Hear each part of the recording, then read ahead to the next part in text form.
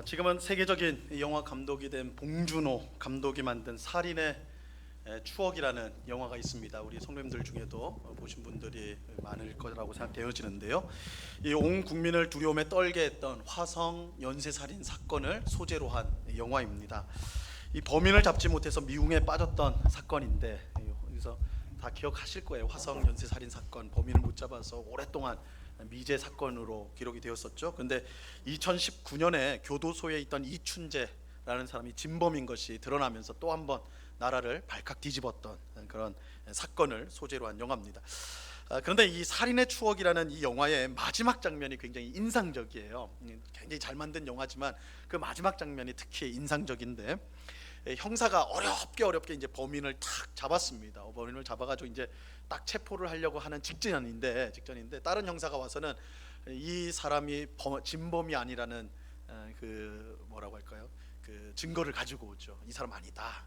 이 사실은 형사는 이 사람이 범인인 거를 이제 확신을 하고 있는데 뭐 증거가 나온 거예요. 아니다라는 증거가. 그래서 이제 어쩔 수 없이 놓아줘야 되는, 잡았는데 다시 놓아줘야 되는 그런 기가 막힌 상황이죠. 그게 마지막 장면인데, 이때 이제 형사가 이 범인을 풀어주면서 아주 유명한 대사를 하죠. 한마디 딱 말을 던지는데 그 말이 뭐냐면 밥은 먹고 다니냐, 이 말을 해요. 범인을 보면서 밥은 먹고 다니냐, 이렇게 이제 말을 합니다.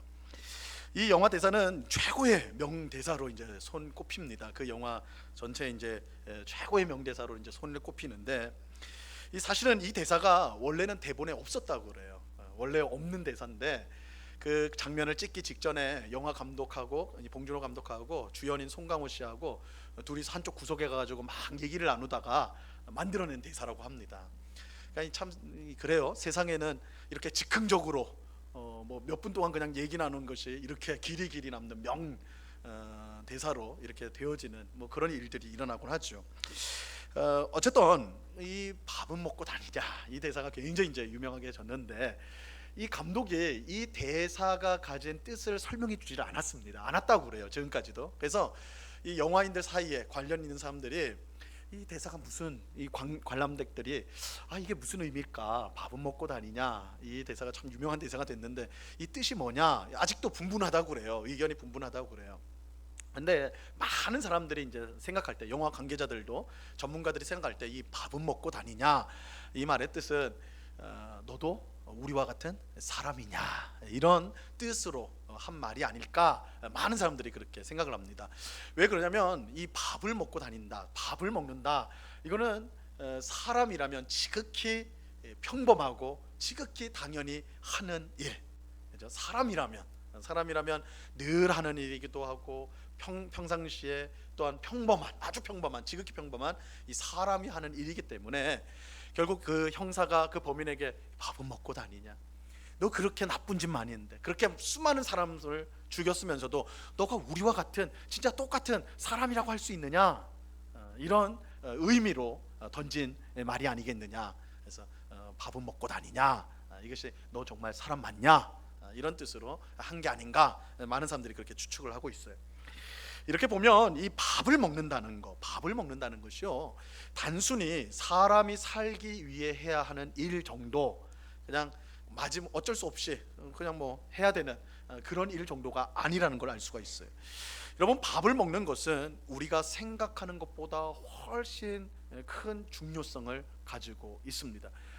좀 과장해서 말하면요, 이렇게도 말할 수 있어요. 사람은 누구인가? 밥을 먹는 게 사람이다, 이렇게까지도 말할 수 있어요. 굉장히 본질적인 부분이라는 거예요. 이 밥 먹는 것의 중요성을 가장 분명하게 알려주신 분이 있습니다. 바로 예수님이에요. 예수님입니다. 여러분, 예수님의 별명이 뭔지 아세요? 예수님의 별명. 예수님의 별명, 사람들이 예수님을 뭐라고 부르는 줄 아십니까? 목보라고 불렀습니다. 목보. 처음 들어보시죠? 마태복음 11장 19절에 보면요, 이렇게 말씀합니다. 인자는 와서 먹고 마시매 말하기를 보라, 먹기를 탐하고 포도주를 즐기는 사람이요. 여기서 인자는 예수님이 자기를 가리킬 때 인자라는 말을 많이 사용하세요. 자기 호칭이에요. 근데 인자를 가리켜서 사람들이 뭐라고 부르냐? 먹기를 탐하는 사람이다.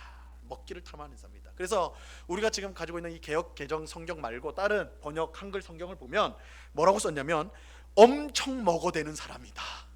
이거 아주 적나라하게 번역을 했어요. 엄청 먹어대는 사람이다. 사람들이 예수님을 보고 야, 저 사람 엄청 먹어대는 사람이다. 이 엄청 먹어대는 사람이다를 한마디로 하면 뭡니까? 목보잖아요. 목보. 저 사람 목보다 목보. 이게 예수님 별명이었어요. 예수님에게 이런 경망스러운, 경망스럽죠. 좀 목보라고 하니까 안 어울리지 않습니까? 예수님이랑. 하여튼 이 경망스러운 별명이 붙은 이유는 분명해요. 예수님께서 아주 자주 사람들과 만날 때 식사를 하셨기 때문에. 예수님이 사람을 만나면 식사를 하셨어요. 어느 집에 들어가면 식사를 하셨어요. 여러분 한번 이런 관점으로 한번 사복음서, 마태복음부터 요한복음 한번 쭉 읽어보시라고요. 예수님이 어느 집에 가면 이거 신방 같아요. 가서 말씀만 전하고 안녕 이렇게 하지 않고 밥을 같이 먹어요. 잔치가 열리고 밥을 같이 먹는. 그러니까 사람들이 예수님이 사람을 만날 때마다 이렇게 밥을 먹으니까 저 사람은 목보야, 목보. 엄청 먹어대는 사람이야. 이런 별명을 붙일 정도였습니다. 예수님은 밥을 먹는 것을 중요하게 여기셨어요.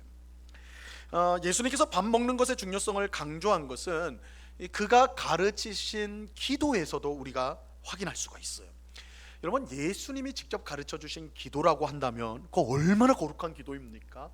하나님 아들이 가르쳐 주신 기도, 이 주기도라고 그러죠. 주님이 가르쳐 주신 기도. 이 주기도는 얼마나 거룩한 기도예요. 그런데 그 거룩한 기도에요, 밥 달라는 내용이 들어가 있어요. 밥 달라는. 목사님 어떻게 그 기도에 밥 달라는 내용이 있습니까? 있다니까요.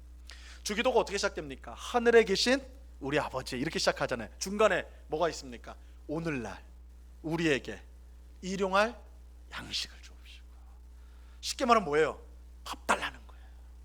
오늘 먹을 밥을 주십시오. 오늘 먹을 밥을 주십시오. 이게 주기도의 한가운데 들어있는 기도예요.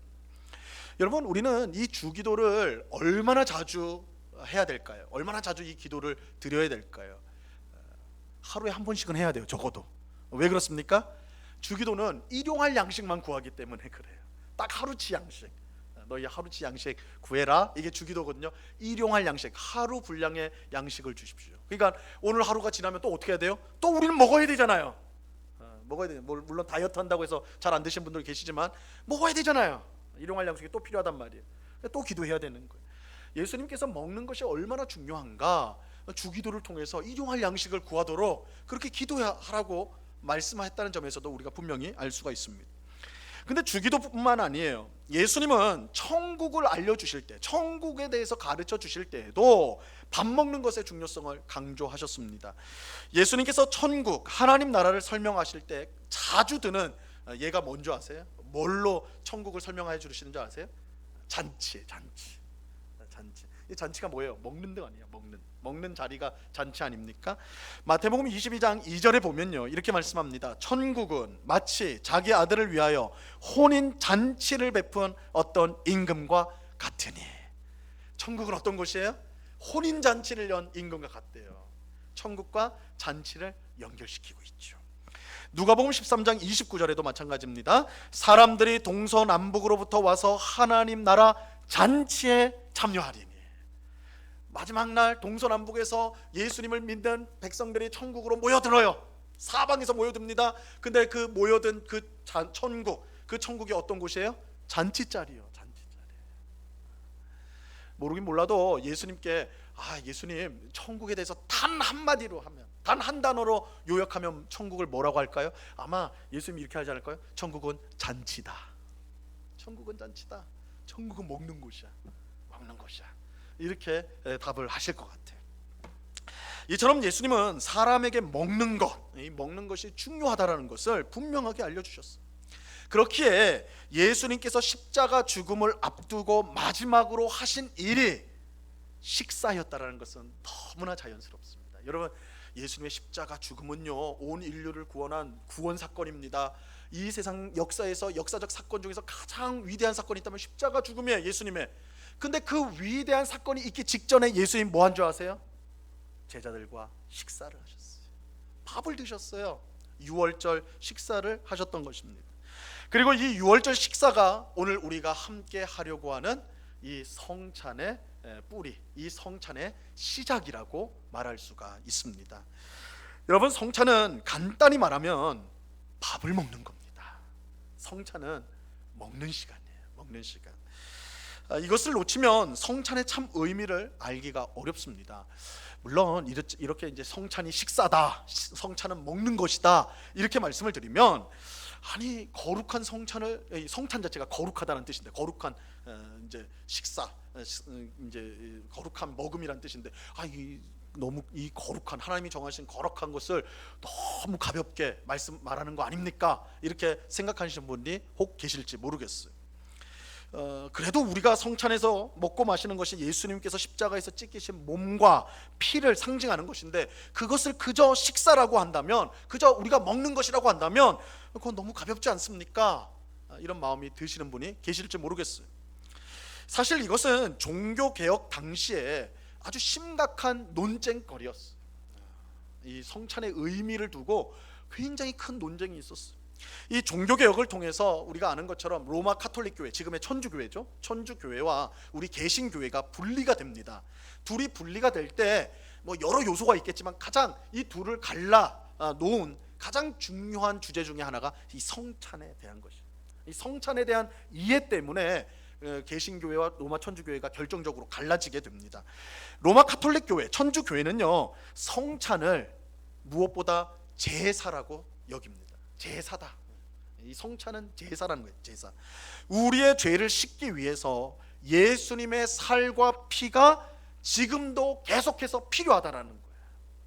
그래서 천주교회에 가시면 미사를 드릴 때 그 과정에 성찬, 우리식으로 말하면 성찬이 항상 있습니다. 성찬을 하는데 그거 왜 하냐? 우리 죄가 일주일 동안 지은 죄를 또 씻어야 되는 거예요. 그래서 천주교회에서는 성찬을 할 때 그것이 예수님의 살과 피입니다. 그래서 그것을 우리의 죄를 위해서 또 드리는 거예요. 그러니까 매주 드려요. 매주 예수님의 살과 피를 우리가 성찬을 통해서 제사로서 하나님께 드리는 거예요. 우리의 죄 문제를 해결하기 위해서 성찬을 계속 드리는 거예요. 그래서 천주교회에서 성찬은 제사입니다. 제사. 반면에 우리 개신교회는 성찬을 식사로 여깁니다. 이게 결정적인 차이예요. 천주교회는 제사라고 한다면 우리는 식사예요. 식사. 성찬은 식사다. 물론 성찬은 예수님의 십자가 죽음과 깊은 관련이 있어요. 성찬에서 먹고 마시는 떡과 포도주는 예수님께서 십자가에서 찢기시고 흘리신 몸과 피를 상징하는 것입니다. 성찬은 분명 예수님의 십자가 죽음을 통해 우리가 죄 사함을 받았음을 보여주는 거예요. 하지만 로마 카톨릭 교회가 주장하는 것처럼 예수님의 살과 피를 계속해서 드리는 제사는 아니에요. 왜냐하면 예수님의 십자가 죽음으로 우리의 모든 죄는 이미 씻어졌기 때문이에요. 예수님의 십자가 죽음으로 이미 우리의 모든 죄는 다 사함을 입었어요. 예수님의 십자가 죽음은 영단번의 제사였습니다. 여러분, 이 단어는 기억할 필요가 있어요. 영단번의 제사예요. 영단번의 제사란 말은 영원한 효력을 가진 단 한 번의 제사라는 뜻이에요. 예수님의 십자가 죽음은 영단번의 제사, 영원히 효력을 미치는 단 한 번의 제사야. 그래서 예수님의 십자가 죽음 이후로는 더 이상 제사가 필요가 없습니다. 예수님의 십자가 죽음으로 우리의 모든 죄가 다 씻어졌기 때문에. 그렇게 성찬은요, 로마 카톨릭 교회가 주장하는 것처럼 제사가 아니에요. 우리는 더 이상 제사를 드릴 필요가 없어요. 제사가 아닙니다. 그러면 성찬이 뭐냐? 성찬은 식사예요. 식사. 우리는 성찬을 통해 십자가에서 주어진 죄사함의 은혜에 참여하게 되는, 성찬 그 자체를 통해서 죄사함을 받는 것이 아니라 성찬을 통해서 죄사함의 은혜를 경험하고 체험하는 그런 일들을 하게 되는 것입니다. 그러므로 성찬은 제사가 아니라 식사다. 여러분 꼭 기억하셔야 돼요. 성찬은 식사다. 이것을 우리가 분명히 알 때 성찬의 풍성한 의미를 알 수가 있습니다. 만약에 성찬이 제사라고만 생각을 해버리면, 로마 카톨릭 교회처럼, 그러면 성찬은 오직 우리 죄하고만 연결이 돼요. 죄사함하고. 그러나 성찬은, 성경에서 말하는 성찬은 죄사함뿐만 아니라 그 안에 풍성한 의미를 담고 있습니다. 그것을 오늘 우리가 함께 이제 살펴보도록 할 것입니다. 세 가지로 우리가 좀 간략하게 성찬의 의미를 생각해 보겠습니다. 첫째, 우리는 성찬을 통해서 예수님의 십자가 죽음의 유익을 누리게 됩니다. 자, 앞서 말씀드린 대로 성찬은 제사가 아니에요. 성찬 그 자체가 우리에게 죄 사함을 주는 것은 아닙니다. 하지만 성찬을 행함으로써 우리는 예수님의 십자가 죽음을 통해 주어지는 죄 사함의 은혜를 체험하게 되는 거예요. 체험하게 돼요. 우리가 먹는 떡은 우리 죄 때문에 십자가에서 찢어지신 예수님의 몸을 상징하는 것입니다. 우리가 마시는 포도주는 우리의 죄 때문에 십자가에서 흘리신 예수님의 피를 상징하는 거예요. 사실은 우리의 몸이 찢어져야 되고, 사실은 우리가 피를 흘려야 했지만 예수님이 그런 우리를 대신하여 십자가에서 몸이 찢어지시고 피를 흘리셨습니다. 우리가 떡과 포도주를 마시는 것은 예수님께서 십자가에서 우리 죄를 위해 몸이 찢어지시고 피를 흘리셨다는 사실을 믿는 것을 고백하는 거예요. 그래서 이 성찬은 신앙의 고백이기도 해요. 예수님이 나를 위해서 십자가에서 죽으셨다, 내 죄를 사하기 위해서 죽으셨다. 그래서 우리가 믿음으로 떡과 포도주를, 우리가 이제 곧 성찬을 할 텐데 믿음으로 떡과 포도주를 먹고 마시는 것은 신앙의 고백이에요. 예수님의 십자가가 나의 죄를 씻었다. 그럴 때 우리가 믿음으로 성찬을 받을 때 우리가 죄의 사함을 받았다라는 그 은혜를 또 다시금 누리게 되는 거예요. 그것을 느끼게 되고 경험하게 되는 거예요. 그렇게 비록 성찬 그 자체가 죄의 사함을 위한 제사는 아니지만 믿음으로 떡과 포도주를 먹고 마심을 통해서 죄의 사함의 은혜를 경험하게 되는 거예요. 참여하게 되는 거예요. 오늘 성찬식에 참여하는 우리 모두에게 이러한 죄 사함의 은혜가 풍성히 넘치기를 간절히 바랍니다. 우리가 성찬을 이렇게 자주 하는 이유는 그거예요. 우리가 이미 십자가에 예수님 십자가 죽음으로 죄 사함을 받았지만 이 성찬을 통해서 우리가 이미 받았다라는, 죄 사함을 받았다는 것을 다시 확인하게 되는 거예요. 그래서 그 은혜를 다시 경험하게 되는 거예요. 체험하게 되는 거예요. 이게 성찬의 의미입니다. 자, 두 번째, 우리는 성찬을 통해 생명의 떡을 먹게 됩니다. 자, 이 부분이 오늘 좀 이제 우리가 주목해야 될 중요한 부분입니다. 자, 앞에서 강조한 대로 성찬은 식사입니다. 식사. 그런데 무엇을 먹는 식사이냐? 생명의 떡이신 예수님을 먹는 식사입니다. 오늘 우리가 읽은 설교 본문은, 이 요한복음 말씀은 우리가 예수님을 먹는다는 것이 무슨 뜻인지를 우리에게 알려주고 있습니다. 예수님은 사람들에게 나를 믿는 것이 하나님을 믿는 것이다, 이렇게 말씀하셨어요. 그러자 사람들이 당신이 누구이길래 우리가 당신을 믿어야 합니까? 이렇게 되물었어요. 그러면서 모세는 하늘로부터 떡을 줘서, 이 만나죠, 떡을 줘서 우리 조상들을 먹게 했습니다. 그렇다면 당신은 모세보다 더 위대한 사람입니까? 우리가 당신을 믿으라고 하니까 당신은 만나를 베푼 모세보다 더 위대한 사람입니까? 이렇게 물었어요. 예수님은 먼저 그들의 질문이 잘못되었다는 걸 지적을 하세요. 32절 말씀입니다. 오늘 본문 32절 같이 읽습니다. 시작. 예수께서 이르시되 내가 진실로 진실로 너희에게 이르노니 모세가 너희에게 하늘로부터 떡을 준 것이 아니라 내 아버지께서 너희에게 하늘로부터 참 떡을 주시나니. 사람들은 모세가 우리 조상에게 하늘로부터 만나를 주었다고 말을 했어요. 하지만 예수님은 바로 잡으세요. 모세가 준 거 아니다. 모세가 준 게 아니라 누가 줬어요? 하나님이 준 거다. 하나님이 준 거다. 이렇게 이제 바로 잡습니다. 그러면서 사실은 이것보다 더 중요한, 이건 너무나 당연한 거고 더 중요한 사실을 말씀을 해주시는데, 하나님은 지금도 너희에게 하늘로부터 참떡을 주고 계신다, 이렇게 말하고 있어요. 우리가 지금 32절 읽었을 때는 이 부분이 잘 드러나지 않는데, 예수님께서 말씀하셨던 것 원래 표현을 가깝게 이제 번역을 해보면요, 이렇게 말할 수가 있습니다. 모세가 너희에게 하늘로부터 떡을 주었던 것이 아니다. 하나님이 준 거다. 주었던 것이 아니다. 하나님이 준 거다. 중요한 건 나의 아버지께서 너희에게 하늘로부터 참된 떡을 지금도 주시고 있다. 자, 예수님 말씀하신 걸 잘 32절에서 포인트를 잡아야 되는데요, 예수님은 만나를 모세가 아닌 하나님이 주었다라는 것을 강조한 게 아니에요. 그건 뭐 당연한 거고, 그것이 아니라 더 중요한 사실이 있는데, 만나는 광야에서 있었던 이스라엘 백성, 출애굽한 이스라엘 백성에게 40년 동안만 주어진 음식이다. 즉 무슨 말이에요? 지금은 없다라는 거예요. 지금은 주어지는 거 아니다. 과거의 떡이다. 과거에 주어졌던 것이다. 그런데 하나님은 지금도 너에게 주시는 떡이 있다. 그 당시 사람들은 과거에 만나, 하나님이 하늘에서 내려주신 그 만나야, 그 위대한 만나, 그걸 생각하고 말하는데, 근데 사실은 지금 있는 백성들 그거 먹지 못하거든요. 끊어져 버렸어요. 이미 끊어진 떡이거든요. 근데 예수님 뭐라고 하냐면, 그건 떡은 중요하지 않다. 그건 끝났지 않았냐. 그런데 하나님이 지금 너에게 주시는 떡이 있다. 지금 너희에게 주시는 떡이 있다. 그 떡이 뭐냐? 그 떡이 뭐냐? 바로 생명의 떡이다. 생명의 떡이다. 근데 그 생명의 떡은 이전의 만나와 달리 지금도 너희에게 계속해서 공급되고 있다. 그러면서 그것이 뭔지 35절 말씀에서 이렇게 말씀하십니다. 35절 같이 읽습니다. 시작. 예수께서 이르시되 나는 생명의 떡이니 내게 오는 자는 결코 줄이지 아니할 터이요 나를 믿는 자는 영원히 목마르지 아니하리라. 자, 하나님께서 계속해서 우리에게 주시는 하늘로부터 온 참떡은 누구예요? 예수님이에요. 예수님은 자신이 생명의 떡이다. 하늘로부터 내리는 참된 떡, 생명의 떡이다. 내가 생명의 떡이다. 이렇게 해요. 성찬은요, 생명의 떡이신 예수님을 먹는 시간이에요. 생명의 떡이신 예수님을 먹는 시간. 이것은 이스라엘 백성이 광야에서 먹었던 만나와는 비교할 수 없이 위대한 거예요. 왜냐하면 만나는 이미 주어져서 없어졌지만, 없어진 음식이거든요. 없어졌어요. 그러나 생명의 떡이신 예수님은 계속해서 우리에게 주어지는 떡이에요. 현재도 주어지는 떡이라는 거예요. 현재도.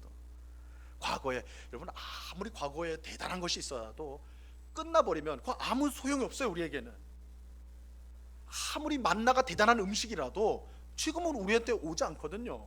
예수님 그 말씀하는 거예요. 그거 소용없다. 그런데 지금 주어지는 떡이 있다. 앞으로 계속해서 주어질 떡이 있다라는 거예요. 뭐예요? 생명의 떡이신 예수님이라는 거예요. 예수님. 자, 그렇다면 예수님을 어떻게 먹고 마실 수가 있을까? 이거 이상하죠. 사실 예수님이 이 말씀하실 때도 사람들이 이해를 못했어요. 아니 어떻게 사람을 먹고 마신다는 말인가? 예수님이 나를 먹어야 된다고 그러니까 이해를 못했어요. 근데 예수님이 설명해 주셨습니다. 뭐라고 말씀하시냐면 내게 오는 자는 결코 줄이지 아니할 터이요 나를 믿는 자는 영원히 목마르지 아니하리라. 예수님을 먹고 마시는 것은 뭐예요? 예수님께 나오는 거예요. 예수님을 먹고 마시는 것은 예수님께 나와 예수님을 믿는 것을 말하는 거예요. 그러니까 예수님 앞에 나오는 것, 예수님을 믿는 것, 이것이 예수님을 먹고 마시는 것입니다. 여러분, 성찬은 식사인데 이 식사에 누가 우리를 초대하십니까? 생명의 떡이신 예수님이 우리를 초대하세요. 예수님께서 우리에게 오라고 하시는 거예요. 오라고 하시는 거예요. 또 우리에게 자기를 믿으라고 하시는 거예요. 자기에게 믿으라고 하세요. 우리가 이 초청에 응하여 나와서 예수님을 믿으면 믿고 떡과 포도주를 먹으면 우리는 영원히 목마르지 않고 줄이지 않는 생명의 떡을 먹게 되는 것입니다. 여러분, 제가 몇 번 설교를 통해서 말씀을 드렸어요. 여러분들이 오늘 교회에 나오실 때 여러분들은 다 여러분이 두 발 가지고 나왔고 어떤 분들은 자기 차 운전해서 왔겠죠. 그러나 정확하게 말하면 여러분 발로 온 게 아니라 여러분 승용차로 온 게 아니라 하나님이 불러서 오신 거예요. 이 중에 어느 누구도 사실은 우리 힘으로 나온 사람이 없어요. 하나님이 불러주지 않으면 이 자리에 있을 사람이 없습니다. 그래서 신앙이라는 그 자체는 뭐냐면 하나님의 초대를 받은 사람이에요. 근데 성찬도 마찬가지예요. 예수님이 자신이 떡이 되어 주셔서 우리에게 오라 하시는 거예요. 나에게 오라. 성찬은 오는 거예요. 그래서 우리가 이제 사실 편의상 우리가 좀 이따 성찬을 할 때 우리 장로님들이 떡을 나눠드리고 포도주를 나눠드리는데 사실은 원래대로 하면 여러분들이 앞으로 나오셔서 받으시는 거예요. 왜냐하면 예수님이 오라 하셨으니까. 그러니까 여러분이 받으실 때 내가 예수님 앞으로 나아갑니다 이런 마음을 가지고 성찬을 받으셔야 돼. 그냥 앉아가지고 편안하게 이게 아니라 마음으로는, 영혼으로는 내가 지금 주님 앞에 달려나갑니다. 왜냐하면 초대이기 때문에 예수님이 오라 그러시는 거예요. 오라. 그래서 우리가 예수님 앞에 나아가요.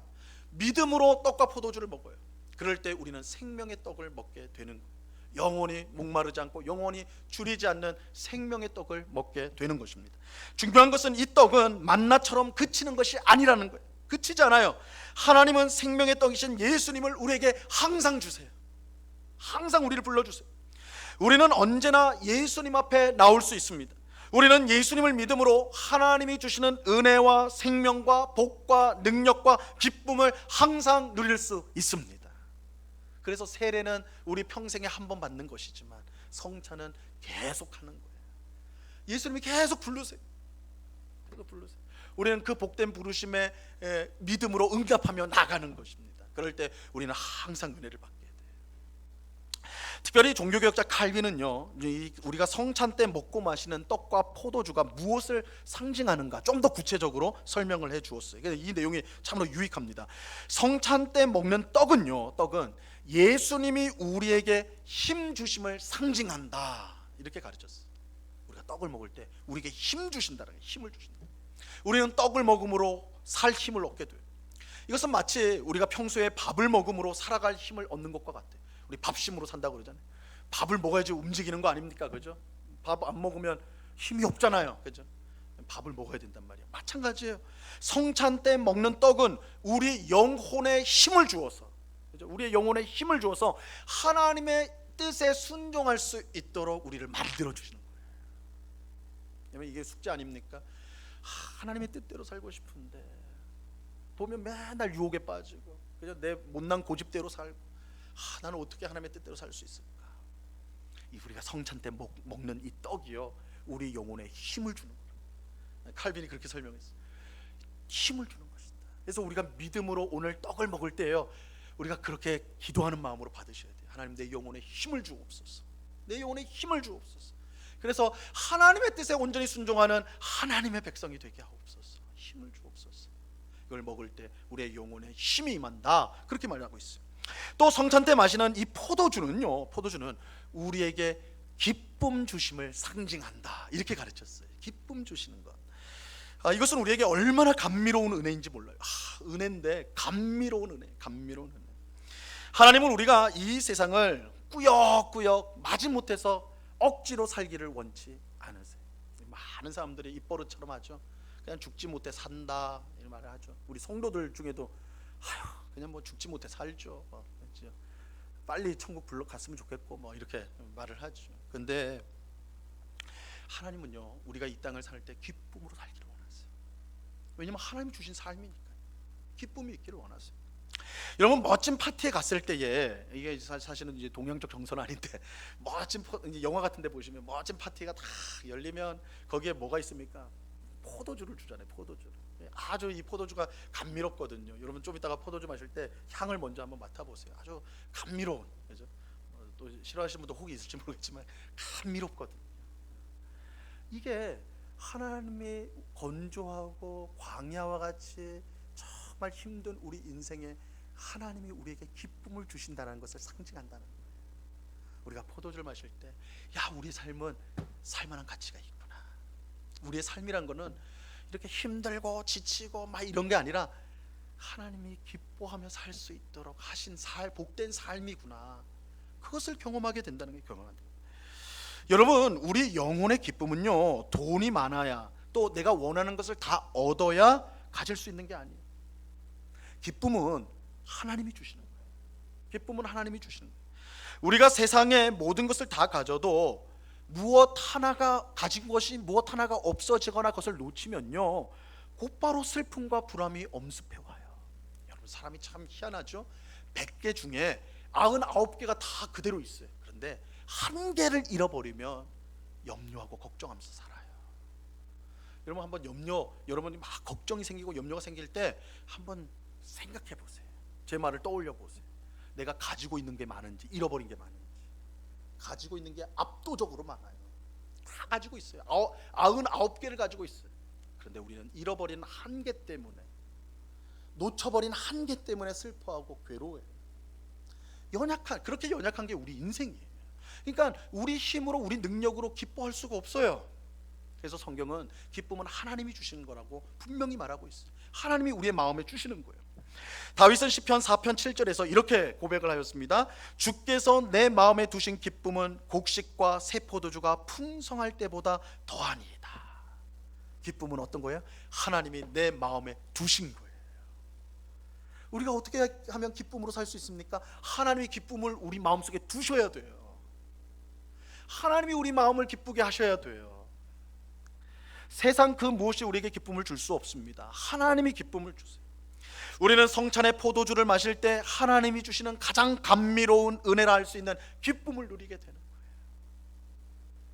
포도주를 오늘 마실 때 향을 한번 맡으세요. 그냥 홀짝 바로 하지 마시고 향을 한번 맡으십시오. 하나님이 우리 인생에 주시는 기쁨을 상징하는 거예요. 하나님이 우리를 기쁘게 하세요. 하나님 우리를 즐겁게 하세요. 하나님이 우리로 하여금 베푸신 그 은혜가 얼마나 풍성한지를 깨닫게 하세요. 오늘 성찬을 하면서 하나님이 지금까지 내게 베푸신 은혜가 얼마나 큰가, 하나님이 나와 함께 하신다는 게 얼마나 복된가, 그걸 한번 생각해 보세요. 그럼 포도주에서 나는 그 향기로운 것처럼 우리 인생에 이 기쁨이란 향기가 나타나게 될 거예요. 나타나게 될 거예요. 이처럼 성찬은 식사인데, 성찬은 식사인데 우리의 영혼에 힘을 주는 떡과 기쁨을 주는 포도주를 마시는 식사예요. 이 세상에는 없는 식사죠. 우리 영혼에 힘을 주는 식사, 우리에게 기쁨을 주시는 식사, 이게 성찬이란 말이에요. 오늘 성찬식에서 모든 성도가 이 귀한 은혜를 받으시기를 간절히 바랍니다. 떡을 먹는 우리 영혼에 큰 힘을 우리 하나님이 주시기를 바라요. 그래서 세상에 지지 않고 하나님의 뜻에 순종하는 우리가 될 수 있기를 바랍니다.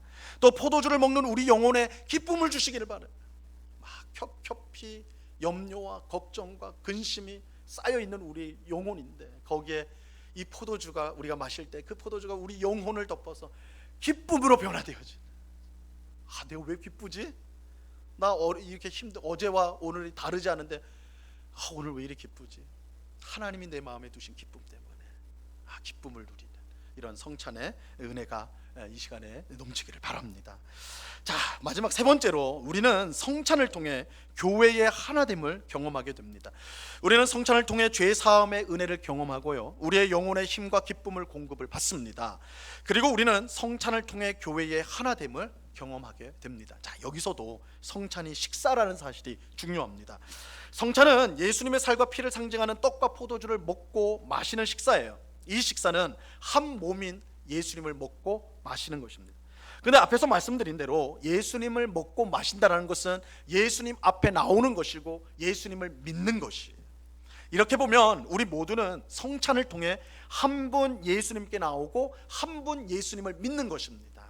그렇죠? 이 성찬이라는 자체가 한 분 예수님 앞에 나와서 한 분 예수님을 믿는 것을 고백하는 게 성찬이란 말이에요. 이걸 종합하면 우리는 예수님 안에서 하나라는 것을 깨닫게 되는 게 성찬이 되는 것입니다. 성찬이 돼요. 자, 이 부분도 좀 우리가 아쉬운데, 우리가 성찬을 할 때 우리의 지금 현재 필요 때문에 우리 이제 장로님들이 이렇게 각 개인별로 떡을 다 쪼개진, 우리 권사님들이 준비해서 떡을 다 쪼개가지고 여러분 하나씩 받기 편하게 하고, 잔도 조그만 잔으로 해가지고 다 하나씩 편하게 하는데, 우리가 이제 원래 이 취지를, 성찬의 취지를 살리려고 한다면 큰 떡 있잖아요, 그죠? 큰 떡 한 개랑 또 큰 잔에다가 포도주를 넣어가지고 그거를 이렇게 돌려서 자기가 그걸 떼 먹는 거. 제가 이제 독일에서 잠시 살 때 독일 교회에 출석했는데 그 교회가 그렇게 했어요. 떡을 이렇게 거의 빵을 이렇게 큰 게 해가지고 돌려요. 그러니까 앞줄부터 각자가 탁 떼 먹는 거예요. 떼서 포도주도 한 잔에, 큰 잔에다가 넣어가지고 그거를 다 그 잔으로 마시는 거예요. 그 잔으로. 좀 그렇죠. 서양 사람들이 그렇게 하는 거. 우리 동양 사람들은 뭐 국에다 숟가락 다 같이 넣고 먹으니까 별 상관이 없을 것 같은데, 서양 사람들이 그거 굉장히 철저한 사람들인데도 한 잔으로 마시더라고요. 우리도 쉽게 하지 못할 것 같은데, 근데 그렇게 하는 이유가 있어요. 한 몸, 한 피, 한 예수님. 우리가 그 예수님 안에 하나다. 이 성찬이기 때문에. 성찬이기 때문에. 그래서 여러분, 우리는 다른 몸을 먹는 게 아니에요. 다른 피들을 마시는 게 아니에요.